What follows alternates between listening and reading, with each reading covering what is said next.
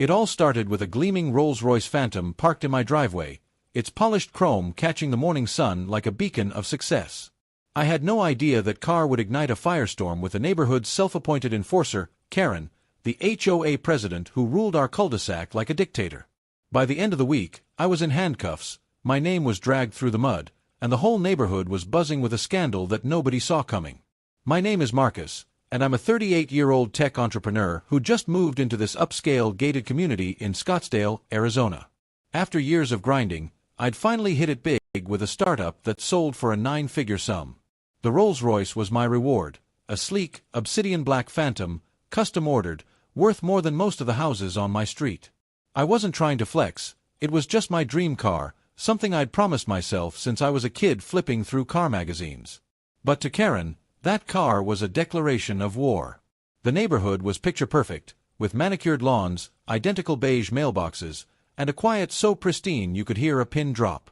The HOA, led by Karen, a 50-something real estate agent with a perm that screamed 1985, had rules for everything: grass height, fence colors, even the exact shade of mulch allowed in flower beds.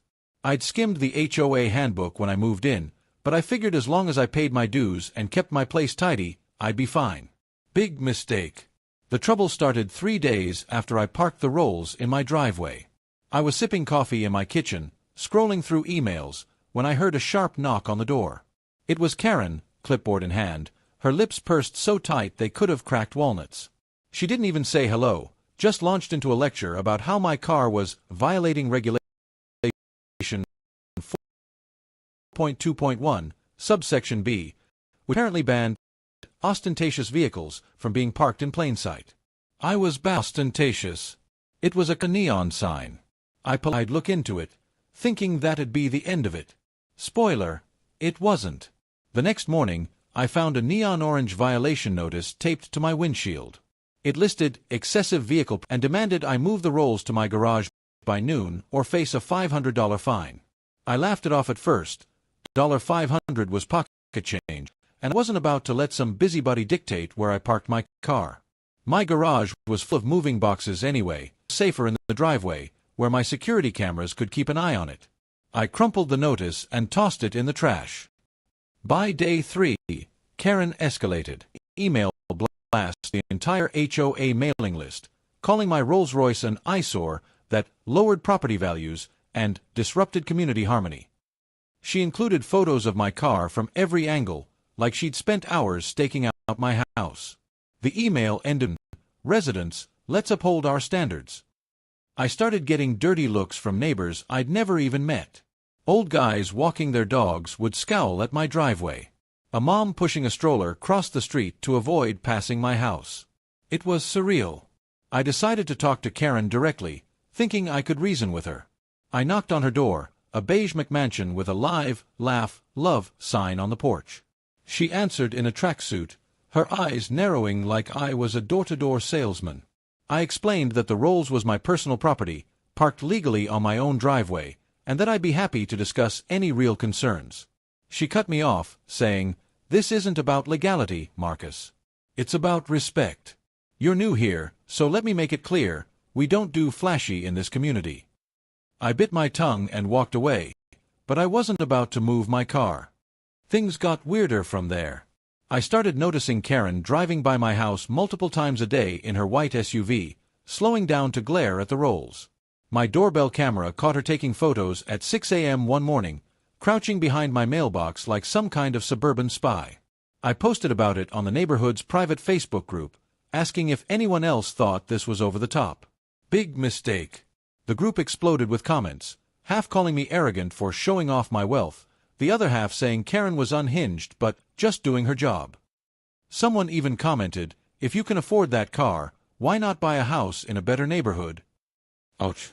I tried to stay calm. I called my lawyer, who confirmed the HOA's rule about ostentatious vehicles was so vague it was unenforceable. He advised me to ignore Karen and let her tire herself out. But Karen didn't tire. She doubled down, sending me daily violation notices, each with a higher fine, $500, then $1,000, then $2,500. I ignored them all, stacking them in a drawer like a bizarre collection. Then she started leaving voicemails, her voice dripping with fake sweetness. "Marcus, this is Karen from the HOA. We really need to resolve this vehicle issue. Let's be good neighbors, okay?" By week 2, I was fed up. I decided to push back, not with lawyers, but with a little petty revenge. I ordered a custom car cover for the Rolls, bright red with "Property of Marcus" embroidered in gold letters. If Karen thought the car was ostentatious before, this cover turned it into a billboard. I figured it'd get a laugh from the neighbors and maybe make her back off. Instead, it was like throwing gasoline on a fire. The next morning, I woke up to sirens. 2 police cars were parked outside my house, lights flashing. My heart sank as I stepped outside to find Karen standing on my lawn, arms crossed, smirking like she'd won the lottery. 2 officers approached me, one holding a pair of handcuffs. "Sir, we've received a report of vandalism and harassment," the older cop said, his tone flat. Vandalism? Harassment? I was dumbfounded. Karen had called the cops, claiming my car cover was defacing community property, and that I'd been intimidating her by refusing to comply with HOA rules. I tried to explain, calmly I swear, that this was a misunderstanding, that the car was mine, the cover was a joke, and Karen had been the one staking out my house. But she was in full performance mode, clutching her pearls and telling the officers I was destabilizing the neighborhood. The cops didn't seem to care about my side. They had to take me in because Karen had complained, backed by witness statements from other neighbors. As they cuffed me, I saw curtains twitching in every house on the street. The whole neighborhood was watching. At the station, I sat in a holding room for 3 hours, my wrists sore from the cuffs. My lawyer showed up, furious, and got the charges dropped by the end of the day. Turns out, Karen's vandalism claim was baseless, and her witnesses were just her book club buddies parroting her story. But the damage was done. By the time I got home, my car cover was slashed to ribbons, and someone had keyed "Move Out" into the side of my Rolls. The repair bill was going to be north of $20,000. I was livid, but I wasn't about to let Karen win. I filed a police report for the vandalism and hired a private investigator to dig into her. Turns out, Karen wasn't just a nosy neighbor, she had a history. The PI found out she'd been sued twice before for abusing her HOA power in other neighborhoods, once for trying to fine a family for having a wheelchair ramp, and another for bullying a retiree into selling his home. I also learned she'd been skimming HOA dues for personal expenses, like her yearly trips to Cabo. Armed with this, I decided to take the fight to the HOA board.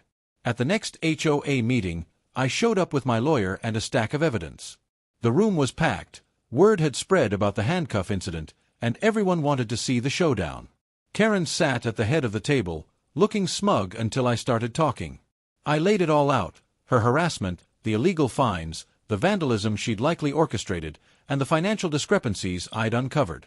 I passed out copies of the PI's report, complete with bank statements showing her shady transactions. The room went silent. Karen's face turned the color of her tracksuit. By the end of the meeting, the board voted unanimously to remove her as president.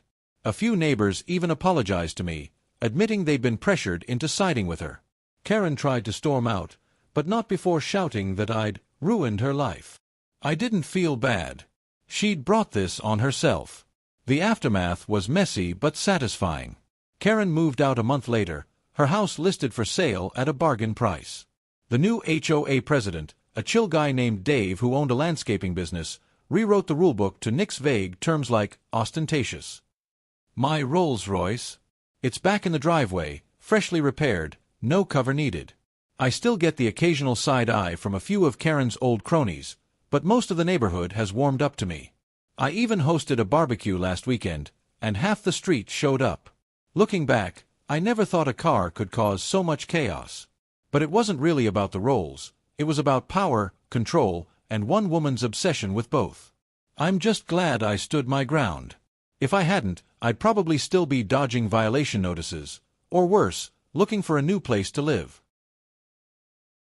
It all started with a gleaming Rolls-Royce Phantom parked in my driveway, its polished chrome catching the morning sun like a beacon of success.